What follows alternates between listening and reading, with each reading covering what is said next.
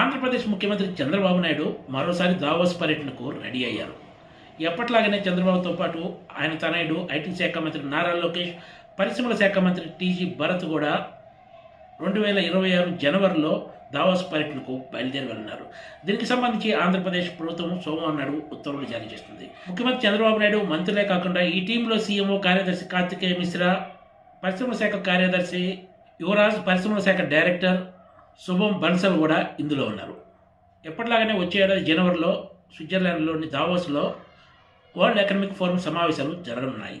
ఈ సమావేశాల్లో పాల్గొనేందుకు ముఖ్యమంత్రి చంద్రబాబు నాయుడుతో పాటు ఈ టీం జనవరి 19 నుంచి 23 వరకు దావోస్లో జరిగే సదస్సులో పాల్గొనబోతున్నారు.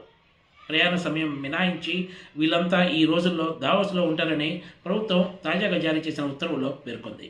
ముఖ్యమంత్రి చంద్రబాబు నాయుడుకు దావోస్ సమావేశాల్లో పాల్గొనడం అంటే చాలా ఇష్టమని అధికార వర్గాలు చెబుతుంటాయి. అందుకే ఆయన అధికారంలో ఉన్న ఎప్పుడైనా సరే ప్రతి ఏడాది కూడా క్రమం తప్పకుండా దావోస్ సమావేశాల్లో పాల్గొంటారు. దీనికోసం ప్రభుత్వం తరపున కోట్ల రూపాయలు వేయించేయడానికి కూడా ఆయన ఏమాత్రం వెనకడరు. 2025 జనవరిలో జరిగిన దావోస్ సమావేశాల్లో కూడా ముఖ్యమంత్రి చంద్రబాబు నాయుడుతో పాటు ఆయన తనయుడు నారా లోకేష్, పరిశ్రమల శాఖ మంత్రి టీజీ భరత్లు తదితరులు పాల్గొన్నారు.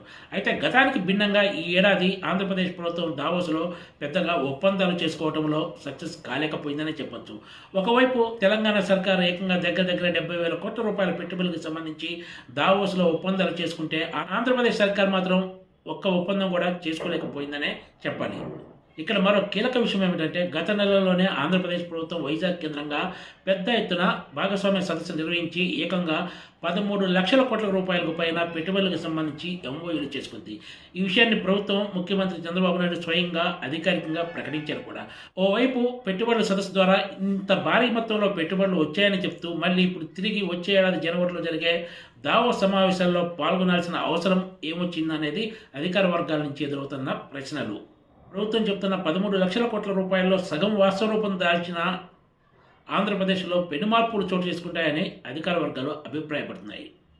వీటిపై ఫోకస్ పెట్టకుండా మళ్ళీ ఇప్పుడు తిరిగి దావోస్ సమావేశంలో పాల్గొనడం వెనుక ఆంతర్యం ఏమిటో అర్థం కావటం లేదనే చర్చ అధికార వర్గాల్లో సాగుతుంది. ప్రతి ఏటా ఈ సమావేశాల కోసం కోట్ల రూపాయలు ఖర్చు పెట్టడం తప్ప దీనివల్ల కలిగిన ప్రయోజనం ఎప్పుడూ నిర్దిష్టంగా బయటికి చెప్పే ప్రయత్నం ఏ ప్రభుత్వం కూడా చేయలేదని చెప్పొచ్చు. Please subscribe TZTV.